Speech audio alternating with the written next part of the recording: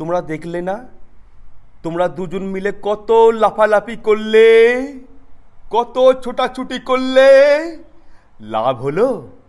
আমরা যে খেলতে জানি, আমরা ভালো খেলা জানি, আমাদের মতন খেলতে কেউ পারবে না।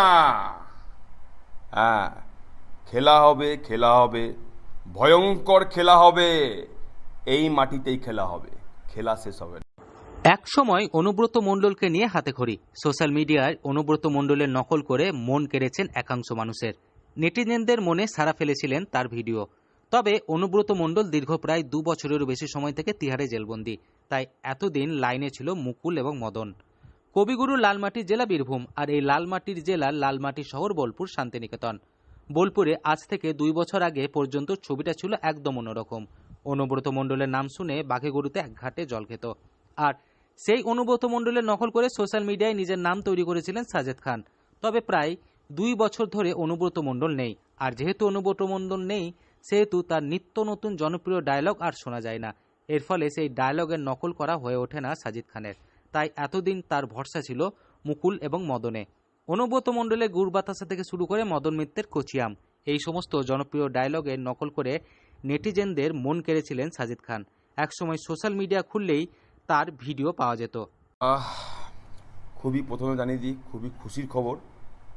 বীরভূমের বাঘ, বীরভূমের কিং যেটা বলি, অনুব্রত মণ্ডল আবার ব্যাক করছেন। ডায়লগ কিং বলতে পারি, আমার জন্য উনি ডায়লগস কিং বেশি করে। যতটা না রাজনীতির অনুব্রত মণ্ডলকে চিনি, অতটা আমি ওনার ডায়লগ নিয়ে আমি যে কাজগুলো করেছি সেটা একটা আলাদা পর্যায়ে গেছে। ওনার এক একটা ডায়লগ থ্রোয়িং আমি সেগুলো রিহার্সাল করে মানুষকে নতুনভাবে অভিনয়ের মাধ্যমে আনন্দ দিয়েছি। আজ থেকে নয়, প্রায়। অনুব্রত মণ্ডলের নকল করে যে সাজিদ খান একসময় সোশ্যাল মিডিয়ার শিরোনামে উঠেছিল, সেই সাজিদ খান আমাদের জানান গুরু অর্থাৎ অনুব্রত মণ্ডল আবার ফিরছে। আবার গুরুর ডায়লগ নিয়ে খেলা হবে। প্রসঙ্গত 2022 সালে 10ই আগস্ট হাজিরা এড়ানোর পর 11ই আগস্ট সকালে আদালতের নির্দেশনামা ও মেডিকেল রিপোর্ট নিয়ে বোলপুরের নিচুপট্টির বীরভূমের তৃণমূল নেতা সভাপতির বাড়িতে পৌঁছে যান সিবিআই অফিসাররা।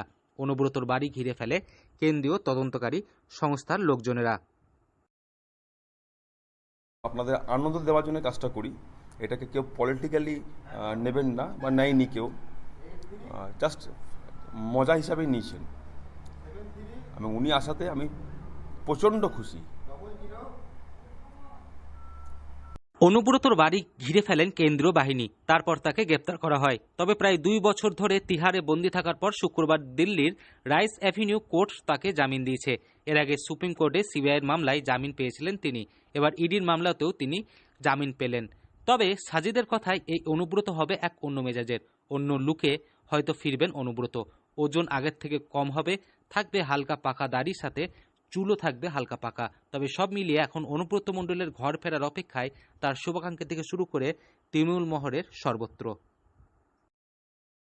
আমি খুবই খুশি উনি আবার ঘর বাপসি করছেন। আমি কেন, আমার টিম সবাই খুশি, তাই তো? একদম একদম। আবার খেলা হবে, খেলা হবে, ভয়ঙ্কর খেলা হবে। আমার চ্যানেলে খেলা হবে, আমার অভিনয় নিয়ে খেলা হবে, খেলা হবে, মিনিংস অন্য কিছু নেই। আর এবারে অনুব্রত মণ্ডলকে একদম নতুন রূপে দেখতে পাবেন। হয়তো আধা পাকা চুল থাকবে, দাড়িও পাকা, হালকা বয়সের ছাপ পাকা দাড়ি থাকবে, কাঁচা পাকা দাড়ি, সব মিলিয়ে একটা বয়স্ক ছাপ, সব মিলিয়ে একটা নতুন অনুব্রত মণ্ডল একটা তৈরি হবে। তবে সে ভয়ঙ্কর চোখটা থাকবে অবশ্যই, খেলা হওয়ার চোখ, তো অবশ্যই দেখবেন। আর আমি খুব এক্সাইটেড উনি কখন বাড়ি ফেরেন। বাড়ি ফিরলে হয়তো ওনাকে দেখা করতে যাব। বীরভূম থেকে সৌভিক রায় রিপোর্ট, লোকাল 18 বাংলা।